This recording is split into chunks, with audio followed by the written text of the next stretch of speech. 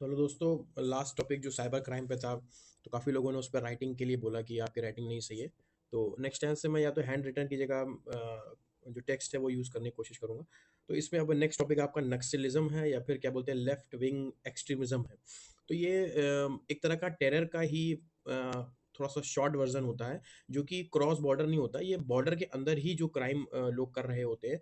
कुछ भी रीज़न होता है इसमें, इकोनॉमिकली हो सकता है और क्या बोलते हैं पॉलिटिकली हो सकता है, जियोग्राफिकली हो सकता है, काफ़ी सारे रीज़न होते हैं। इनके बहुत ही हिस्टोरिकल रीज़न है, पुराने रीज़न भी हैं ब्रिटिश एरा के, जिसके कारण ये लोग अपनी जो स्टेट है, जो भी जगह है, उसके लिए लैंड के लिए करते हैं लड़ाई, वेपन का यूज़ करते हैं स्टेट के खिलाफ, जिससे कि उनको वहाँ की अथॉरिटी प्रोवाइड हो सके। तो इसी मारे इसको लेफ्ट विंग एक्सट्रीमिज्म का नाम दिया था। और नक्सलिज्म जो वर्ड है, वो वेस्ट बंगाल में एक नक्सल एरिया है, उसकी वजह से इसको नाम दिया गया। तो इसमें आप डेफिनेशन देख सकते हैं, मैंने लिखा बहुत ही शॉर्ट में, जो कि आपके एग्जाम में बहुत ही रिलेवेंट रहेगा।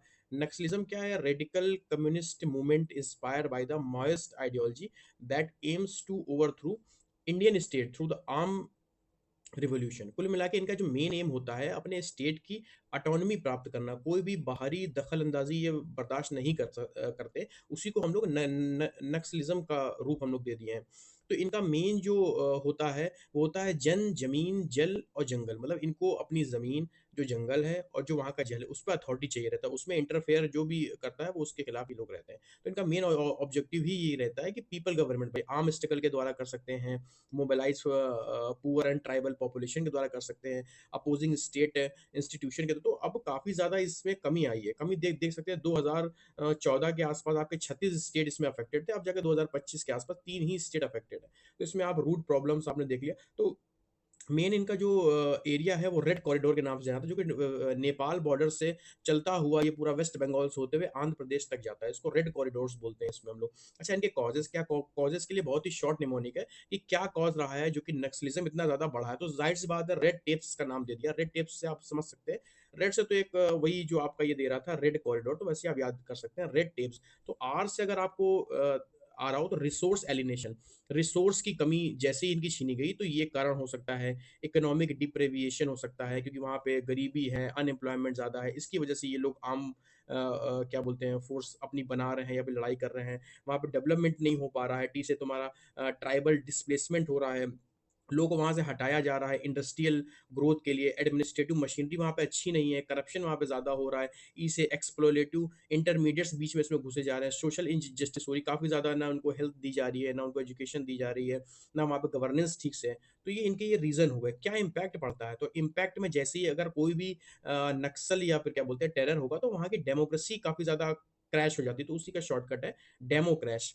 तो डी से तुम्हारा क्या है? Disruption of the democracy. सबसे ज़्यादा जो हुए थे, इलेक्शंस हुए थे सुकामा में एंड दंतेवादा में। तो यहाँ पे इलेक्शंस नहीं हो पा रहे हैं अक्सर।